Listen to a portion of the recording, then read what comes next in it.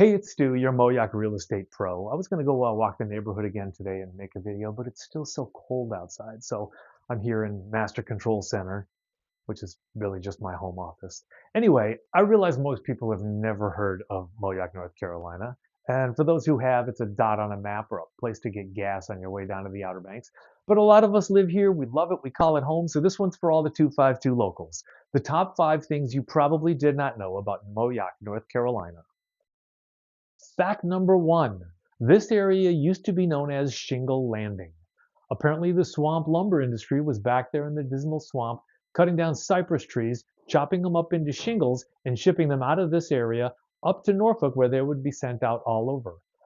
It held that name for a few decades in the early 1800s until March 5th, 1857, when they put up a post office and reverted it back to its original indigenous name. So now you folks out there on Shingle Landing Road, now you know why. Fact number two, Moyock. What does it even mean? Well, the word Moyock comes from the Algonquin language. It means place of the oak on the trail.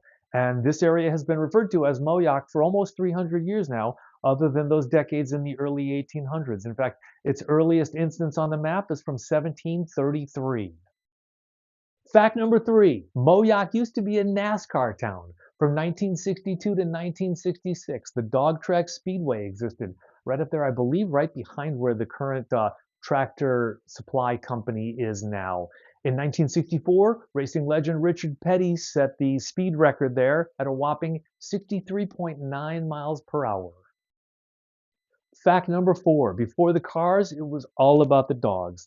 Moyock used to host dog racing at a place called the Cavalier Kennel Club. It was considered kind of the Vegas of the South because sailors used to come down here from Norfolk and gamble all day long. The track was famous for a private club setup where bettors could bring their alcohol in brown paper bags, and somehow that got around the strict alcohol laws of North Carolina at the time. Fact number five, Moyock used to be the elopement capital of the East Coast. They didn't have the 72-hour waiting period or the stringent blood test requirements that Virginia had. So a lot of the military members who wanted to get hitched up in a hurry jumped across the border, came down here to Moyock. In fact, 168 used to be lined up with 24/7 wedding chapels. I'm told some of those old buildings that you see along the way are the remains of those chapels. So hopefully you see that Moyock's got a lot more going on than just a dot on a map or a place to get gas on the way down to the Outer Banks. Shout out to all my 252 locals, and I will see you next time. This is Stu, your local Moyock real estate pro.